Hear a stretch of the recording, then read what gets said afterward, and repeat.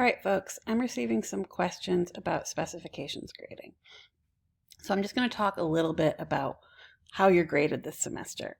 So this image I'm showing you right now comes from the course policies page on Canvas. And it describes how every assignment you have is going to be complete or incomplete. So if you get above a B level or hit all of the specifications, that's the same thing, then you will get a passing grade on the assignment. You'll get full credit. If you do not hit the B level on an assignment, you will not pass it. You'll get no credit. Now that might seem a little bit significant, but the key is that you'll begin the semester with 5 tokens.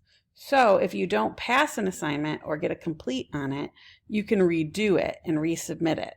Now, you don't have to resubmit everything. So let's think about the percentages. So this is from the syllabus. Homework is going to be 25%. Your discussion board posts are 20. Your unit assignments are 30. There's going to be a key assignment in each unit. And the unit quizzes are 25%. So homework assignments, there are a lot of them. Already there's been a couple. The syllabus quiz, I don't know, maybe there's just been one. But the homework assignments are going to be up there on Canvas. And if you do not pass it, the lowest 2 homework assignment grades will be dropped.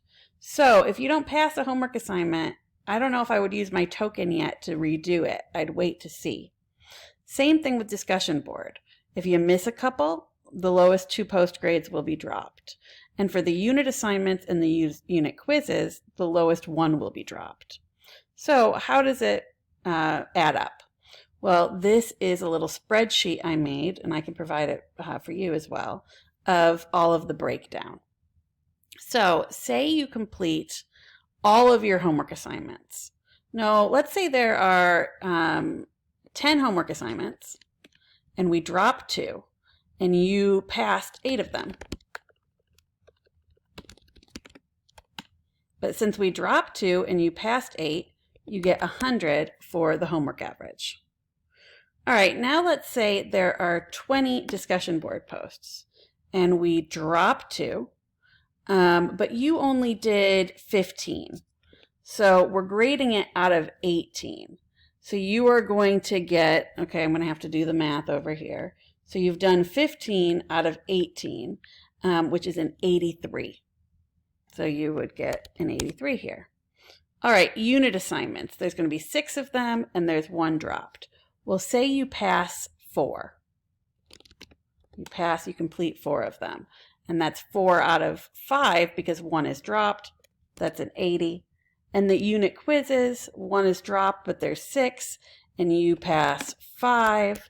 And so this would be 100.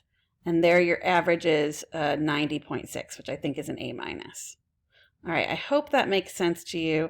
I can help you plug and chug these numbers at different points.